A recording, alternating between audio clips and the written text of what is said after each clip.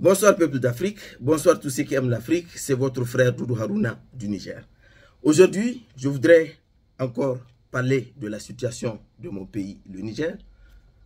Vous savez, ces derniers temps, je suis sorti pour faire des vidéos, pour essayer de sensibiliser des gens qui ne savent pas de quoi il s'agit sur les campagnes de désinformation qui se passent sur les médias de propagande et de mensonges, sur les fake news, cela.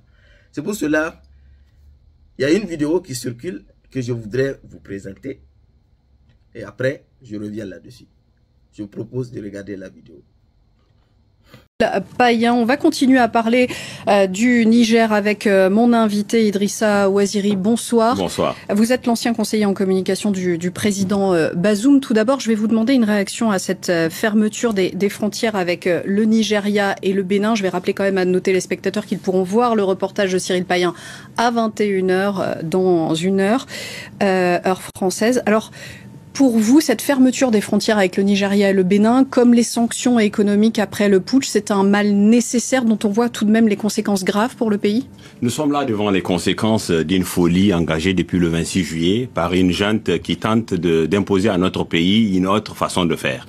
Le Niger est un pays fragile et on le voit dans le reportage. Aujourd'hui, les populations payent le prix, en tout cas, d'une démarche qui n'est pas une démarche constructive pour notre pays. Donc, ces sanctions que la CEDEAO a décidé sont d'abord, et je tiens à le rappeler, des sanctions dirigées contre les putschistes qui tentent de nous ramener en arrière. Donc aujourd'hui, hélas, il faudrait le dire, et les populations sont des dégâts collatéraux de ces sanctions qui visent en priorité les putschistes de Niamey. Alors justement, à propos des conséquences sur les populations, l'UNICEF s'inquiète aujourd'hui de la situation humanitaire. Selon l'agence, plus de 2 millions d'enfants ont maintenant besoin d'aide urgente. La crise en cours, vous l'avez dit, elle aggrave la situation.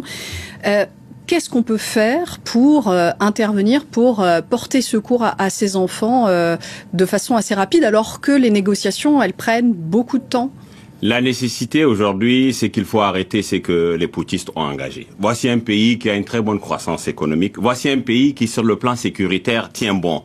Hier, samedi dernier, le chef des putschistes qui vient se contredire, puisque pour justifier son engagement à séquestrer le président de la République, disait que la sécurité était menacée. Il disait lui-même hier, à juste titre, que le Niger est le dernier verrou, qui s'il tombe, la zone du Sahel sera déstabilisée. Donc aujourd'hui, l'urgence, c'est vraiment que la communauté internationale puisse aller vite pour qu'on puisse mettre fin à cette tentative de coup d'État. Parce que là, nous sommes dans les conséquences. Le Niger est un pays pauvre, comme vous le savez, un pays très enclavé. Nous importons énormément de denrées alimentaires, quasiment tout ce que nous consommons à Niamey. Nous n'avons pas d'énergie, nous l'importons du Nigeria. Donc aujourd'hui, il faudrait absolument arrêter, parce que ces sanctions-là, et je tiens à le rappeler, sont dirigées contre les putschistes. Mais la conséquence, c'est que si jamais les militaires venaient encore, cette tentative venait à prospérer, eh bien, les populations civiles vont encore payer le prix cher.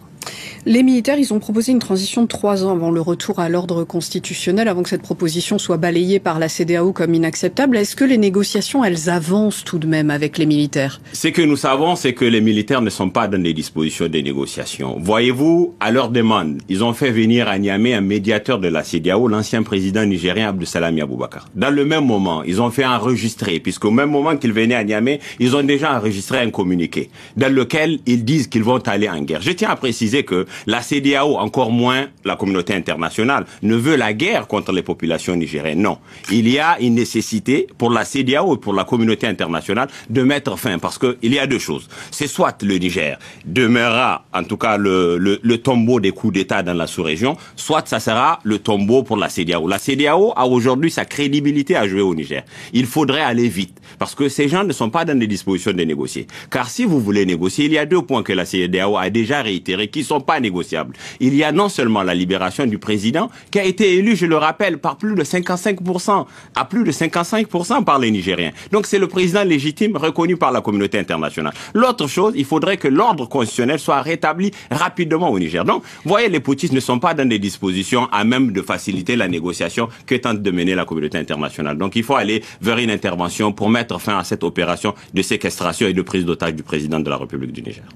Un mot tout de même des manifestations de soutien à la junte. On en a vu beaucoup, la dernière juste hier. Est-ce que les putschistes ont tout de même des soutiens parmi la population nigérienne? Vous savez, madame, à chaque fois que ces genres de régimes tentent de s'installer dans le monde, ils ont tous la même recette. Aujourd'hui, toutes les voix discordantes sont systématiquement traquées et emprisonnées dans notre pays.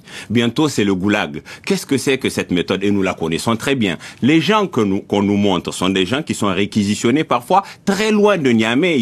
Ils viennent parfois des régions avoisinantes comme Dosso, comme Tillabéri. Ce sont des gens qui sont réquisitionnés parfois à coups de cash. Ce sont des gens qui sont payés pour venir grossir le rang des manifestants. Ce sont des populations désœuvrées qui ne comprennent même pas pourquoi ils se battent. Aujourd'hui, la nécessité est de rétablir l'ordre constitutionnel au Niger. Notre pays est sur une croissance et le monde entier le voit. Et nous sommes sur l'aspect sécuritaire le seul pays qui tient, et le général Tchani a bien fait de le rappeler avant-hier dans son allocution, le Niger est le dernier verrou qui, s'il tombe, déstabilisera toute cette région. Donc, il n'est pas trop tard pour eux de se retirer, mais nous avons des bonnes raisons de croire que leur démarche n'est pas une démarche à même de saisir la main tendue de la communauté internationale. Donc, seule une intervention militaire va faire en sorte que ces militaires putschistes puissent retourner dans les casernes. Vous parliez à l'instant de la séquestration du président Bazoum. Il est retenu depuis presque un mois maintenant. Dans quelles conditions? On sait qu'il y a beaucoup de voix qui s'étaient élevées pour s'inquiéter des conditions de détention. Est-ce que vous avez des nouvelles? Conditions inhumaines et dégradantes. Voici un président de la République qui est séquestré depuis plus de 3 semaines par sa propre garde présidentielle, inédit dans le monde. On ne l'a jamais vu.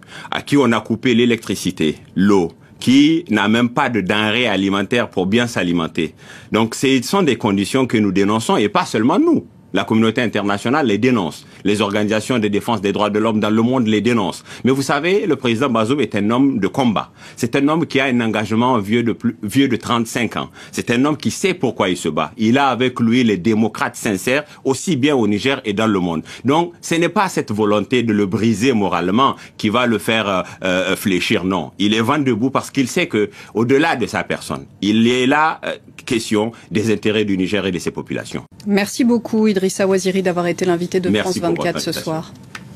L'ONG... Comme d'habitude, c'est la même stratégie. Vous voyez, une journaliste qui est là, qui s'agite. Monsieur Ouazir dit que les sanctions ont commencé à jouer sur les Nigériens. Et je peux vous dire aussi qu'il y a un journaliste aussi qui est derrière, qui s'appelle Cyril Paya, qui livre aussi des fake news là-bas sur leurs médias de propagande. Et je suis très content qu'il a quitté le Niger, parce qu'il sait que maintenant c'est fini pour lui. Ce monsieur s'est permis, pendant les élections au Niger, pour s'asseoir dans leurs médias de propagande et de mensonges pour dire que Bazoum fera un coup KO au Niger. C'est leur reporter dont ils étaient en train d'expliquer qu'ils ont vu un reportage. Ce Cyril Paya est maintenant au Nigeria. Et ils expliquent comment les Nigériens sont en train de souffrir, les sanctions, cela. On a vu ces derniers jours comment les Nigériens sont motivés. Ils sont dans toujours en train de se manifester dans les rues pour soutenir les nouvelles autorités. Et il y a des gens qui sortent pour dire que les Nigériens souffrent. Et il s'est même permis, ce Ouaziri, pour dire que oui, même les manifestants là, il y a des gens qu'on a payés sur cela. Vous voyez comment c'est malheureux pour ces gens-là. Qui est-ce que tu peux dire ça et il va te croire? Si ce n'est pas que ces médias-là qui peuvent vendre ce qu'ils veulent à leur peuple. Parce que leur peuple, la majorité n'ont pas la possibilité de vérifier la réalité. Vous voyez, non? Donc, c'est ça. Ils font une propagande. Et ces genres de propagande, ce sont des choses que, surtout quand la journaliste dit, oh, les enfants, on doit les sauver, ils souffrent de faim ou cela. On doit les sauver, on doit rapidement réagir. Comprenez? Hein? Alors que les Nigériens sont là-bas, ils sont contents qu'il y a des nouvelles autorités. Les gens sont en train de marcher. Il y a des gens qui sortent pour dire qu'il y a des sanctions, que les Nigériens souffrent. Vous voyez? Donc ça, c'est une manière de dire aux Nations Unies, de convaincre le monde entier pour pouvoir attaquer le Niger. Il faut rapidement qu'on fait quelque chose. C'est comme ça qu'ils ont fait pour attaquer la Libye, pour dire que le peuple est en train de souffrir, nous allons partir intervenir.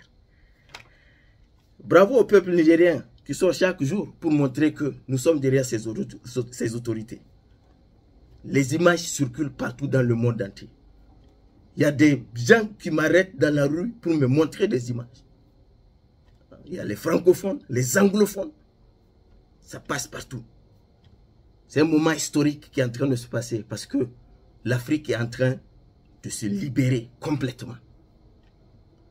Vous voyez? Donc, tous les moyens sont bons pour essayer de venir mentir sur les réseaux sociaux. C'est cela, il faut aller vite, rapidement. Les Nigériens sont contents chez eux. C'est vous, vous êtes des malheureux. Il faut rester là-bas dans vos médias de propagande pour mentir aux Français, mais pas aux Nigériens. Et pas aux Africains aussi. Parce qu'aujourd'hui, le monde voit tout ce qui est en train de se passer. Vous allez vous agiter sur vos réseaux sociaux et puis c'est fini. C'est tout ce que vous pouvez faire. Et un jour, vous allez quitter là-bas parce que vous n'avez aucune chance contre nous. Maintenant, et même avant de finir, sur ce côté, je voudrais dire même ce Waziri qui s'agite là-bas. C'est quelqu'un qui vivait en France là-bas. Quand Bazoum était venu au pouvoir, il est parti à la mangeoire. Il a même une fois été sauté là-bas. Maintenant, c'est fini. Il revient en France encore. La mangeoire, là, c'est fini. Il faut chercher un autre projet. Oui. Donc, je passe à ce sujet-là. Et c'est pour... J'ai vu le communiqué des nouvelles autorités, M. Tchani, qui a appelé les Nigériens à... Je suis en train de chercher ça. Il a appelé les Nigériens à un dialogue national inclusif. Donc moi, je profite de l'occasion pour lancer un appel à la jeunesse nigérienne, surtout la jeunesse nigérienne, de s'impliquer beaucoup dans cette, comment on appelle, dans ce dialogue, de s'engager beaucoup, pardon, c'est le mot que je cherchais, de s'engager beaucoup dans ce dialogue. Et de s'engager aussi beaucoup dans la politique. Parce que c'est eux qui sont l'avenir de ce Niger. C'est eux qui ont compris comment le monde fonctionne. Oui. Mais quand je dis ça, je ne parle pas des jeunes qui sont capables de vendre le Niger pour 1000 francs. Pour finir, il y a une vidéo du chef de Wagner qui circule sur les réseaux sociaux. Vous avez vu combien cette vidéo a pris de l'ampleur? Il commence directement à s'agiter. Il commence directement à s'agiter. De tous les médias, tu les vois circuler. Tu as vu? Donc, ils savent avec qui ils peuvent faire ça. Ils savent de qui ils ont peur. J'ai dit bravo aux autorités nigériennes. Bravo aux autorités maliennes. Bravo aux autorités burkinabées. Bravo aux autorités guinéennes. Bravo à toutes les autorités qui sont en train de soutenir le Niger. Merci de votre attention.